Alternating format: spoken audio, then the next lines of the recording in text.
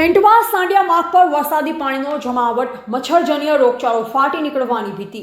ડીસા તાલુકાના ખેંટવા ગામથી સાંડિયા ગામને જોડતા મુખ્ય માર્ગ પર વરસાદી પાણી ઠેર ઠેર ઘરો આગળ ભરાઈ જવાથી ગ્રામજનોમાં ચિંતાનું વાતાવરણ છે। વરસાદી પાણીના કારણે માર્ગ પર કાદવ તથા ગંદકી ફેલાઈ જવાથી આવાગમનમાં મુશ્કેલી ઊભી થઈ રહી છે। નાના નાના વિદ્યાર્થીઓ રસ્તેથી નિશાળે જાય છે, જેથી નાના બાળકોને મચ્છરજન્ય રોગ થવાની ભીતિ સેવાઈ રહી છે। પશુપાલકોને દૂધ ભરાવવા જવું, ખેતી કામાર્થે વાહનોના અવરજવર માટે મુશ્કેલી વેઠવાનો વારો આવ્યો છે। કોઈ બેન દીકરીને દવાખાને લઈ જવા માટે આ રસ્તો જોખમી સાબિત થઈ શકે છે। પાણી ભરાવાના કારણે મચ્છરોની સંખ્યા વધતા મચ્છરજન્ય રોગચાળો ફાટી નીકળવાની ભીતિ લોકોમાં વ્યાપી રહી છે। ખાસ કરી બાળકો અને વૃદ્ધોના આરોગ્ય માટે આ પરિસ્થિતિ જોખમરૂપ બની રહી છે।